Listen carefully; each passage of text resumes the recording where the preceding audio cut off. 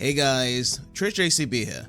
and I'd like to share with you guys on why Sonic Adventure is one of the only Sonic games I still play to this day. Being grabbed into a fully 3D Sonic experience is amazing as we get to control Sonic in all different angles while speeding through the stages. It brings along set piece moments seeing Sonic doing the impossible, but more importantly the control is smooth and seeing speed build up in different types of terrains and environments goes to show the charm it has playing the blue blur in 3D.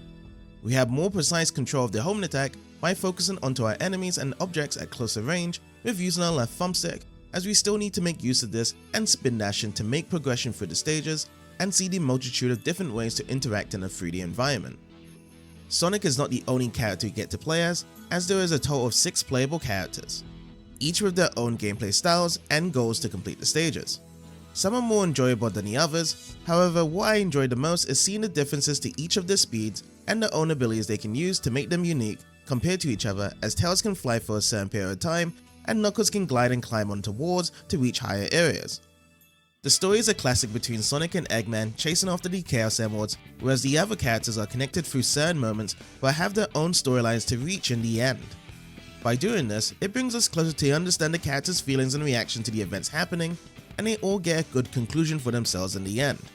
One of my favorite storylines to go through is Knuckles, as even though he doesn't have any idea about his past ancestors, he still upholds a duty being a guardian to protect the Master Emerald by showcasing his resolve of finding all the pieces by any means necessary. The hub world brings life into the world, as each of them have their own differences, as Station Square is a busy city having lots of people living their daily lives with attractions scattered around, Mystic Ruins having a few archaeologists trying to explore the mysteries of the area without trying to get lost, and Egg Carrier being Eggman's flowing masterpiece that crashes into the sea to check out what creations he has worked on.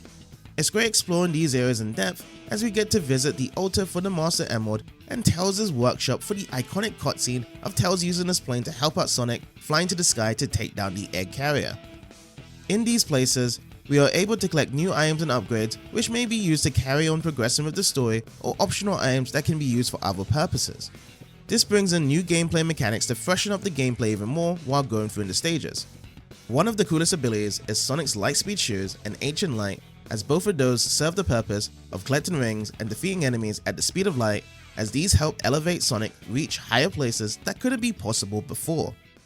There are other modes that deter away from the story, as we got the trial mode to replay the stages and the mini games that are found in the sub-stages to enjoy even more different variety of gameplay from the characters.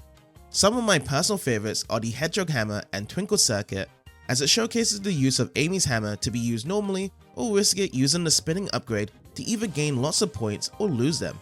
And seeing the characters in bumper cars racing on a fantasy-filled track, and checking out different stats of the acceleration, handling and top speed while trying to beat our fastest time in the end.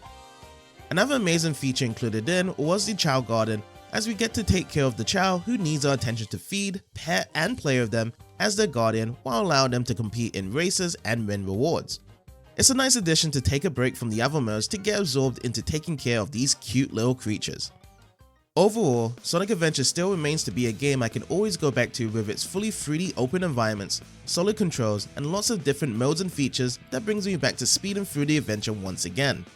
If any of you guys have any experiences with this game, feel free to share in the comments, and I hope you have a wonderful day.